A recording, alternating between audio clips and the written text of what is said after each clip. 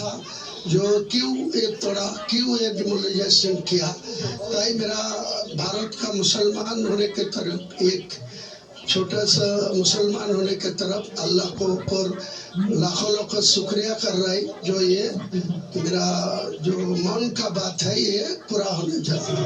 जो विरोध करने दीजिए, इंशाल्लाह ये काम पूरा करेगी। 2 साल से पूरा बाबरी मस्जिद या स्ट्रक्चर कंप्लीट, उन्हें सत्ता से बाहर फेंक दिया जाएगा।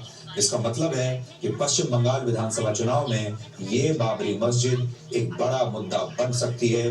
कोशिश यही है कि ये बड़ा मुद्दा बन जाए। पश्चिम बंगाल की 294 विधानसभा सीटों में से लगभग 100 सीटों पर मुस्लिम वोटर्स ही हार जीत का फैसला करते हैं। 294 में से 100 सीटों पर मुस्लिम वोटर्स तय करते हैं कौन जीतेगा कौन हारेगा, इसलिए इन पर इतनी नजर है। इसके अलावा लगभग 40 से 50 सीटों पर मुस्लिम वोटर्स ही निर्णायक भूमिका में है। पश्चिम बंगाल के मुर्शिदाबाद, मालदा, उत्तरी दिनाजपुर, दक्षिण 24 परगना और बीरभूम में मुस्लिम वोटर्स की जनसंख्या सबसे ज्यादा है।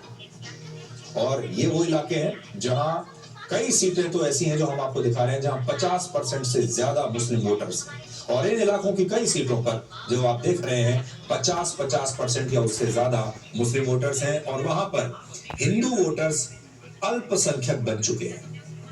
क्या इसका मतलब यह माना जाए कि विधानसभा चुनाव में बाबरी मस्जिद अब एक बड़ा फैक्टर बन सकती है? बाबर कई भारतीय नहीं है, ये मुगल है, पठान है। ये लोग भारत को बर्बाद करने के लिए आया था, मंदिर तोड़ा, रिलीजियन कन्वर्सन का काम किया, हमारी माँ, दीदी, बहन, बेटी के ऊपर बलात्कार किया, अत्याचार किया, बहुत सारा भारतीय के ऊपर नरसंहार चलाया। ये हमारी भारतीय नहीं हो सकता। हिंदू मंदिर बनाएगा, मुसलमान मस्जिद बनाएगा अपने जमीन पर, अपने रुपया में, इसमें कोई किसी का दिक्कत नहीं। लेकिन बाबर और मुगल का नाम लिखना ये सीधा सीधा भारतीय की अपमान है। इसलिए बीजेपी को लाना चाहिए। बीजेपी अप्रैल महीने में सरकार बनाएगा तो बाबर का नाम निशान मिटाने का काम बीजेपी करेगा। तो आप देख लीजिए, ब्लैक और व्हाइट में आपको ये पश्चिम बंगाल का चुनाव साफ नजर आ रहा है। एक पक्ष ये कह रहा है कि हम अगर जीते तो भव्य बाबरी मस्जिद बनाएंगे क्योंकि बाबर हमारा हीरो है। दूसरा पक्ष ये कह रहा है कि अगर हम जीते तो बाबर का नामो निशान मिटा देंगे। 2026 में ये चुनाव होने वाला है। इस आर्टिफिशियल इंटेलिजेंस के युग में ये चुनाव होने वाला है और ये चुनाव लड़ा जा रहा है बाबर के नाम पर। बीजेपी का आरोप है कि यह मस्जिद पश्चिम बंगाल की मुख्यमंत्री ममता बनर्जी को चुनाव में फायदा पहुंचाने के लिए बन रही है और हुमायूं कबीर असल में उनका ही ये खेल खेल रहे हैं। वो अब भी ममता बनर्जी की टीम में है, जबकि टीएमसी कहती है कि मस्जिद को लेकर विवाद बढ़ाने की वजह जो है वो पूरी तरीके से राजनीतिक है।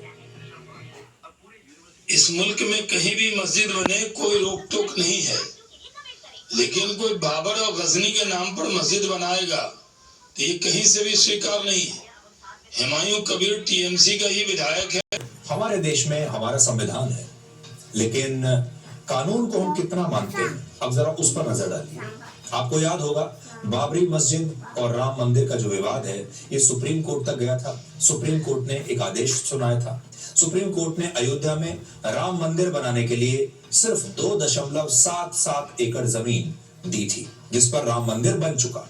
लेकिन बाबरी मस्जिद का निर्माण करने के लिए सुप्रीम कोर्ट ने राम मंदिर से करीब 2 गुना ज्यादा 5 एकड़ जमीन दी थी। अब आपको उस जमीन की स्थिति दिखाते हैं जो कि सुप्रीम कोर्ट के कहने पर अयोध्या के पास बाबरी मस्जिद बनाने के लिए सुप्रीम कोर्ट ने संविधान के हिसाब से, कानून के हिसाब से जिस जगह को आवंटित किया है, जो जगह दी गई है, ये है असली साइट बाबरी मस्जिद का, जहां 5 एकड़ जमीन सुप्रीम कोर्ट के आदेश के बाद दी गई है। लेकिन इस जमीन पर अभी तक कोई काम शुरू नहीं हुआ है। यहां तक कि बाबरी मस्जिद का नक्शा तक पास नहीं हुआ है। लेकिन अयोध्या से करीब 950 किलोमीटर दूर पश्चिम बंगाल के मुर्शिदाबाद में एक और नई बाबरी मस्जिद बनाकर एक नया विवाद खड़ा करने की कोशिश हो रही है। इससे ये पता चलता है कि सुप्रीम कोर्ट ने जो आदेश दिया उसका ये लोग कितना पालन करते हैं। मंगलवार यानी 10 फरवरी को उत्तर प्रदेश के मुख्यमंत्री योगी आदित्यनाथ ने भी कहा कि बाबरी मस्जिद का पुनर्निर्माण कभी संभव नहीं है और जो लोग इसे बनाना चाहते हैं उनका ये सपना कभी पूरा नहीं होगा।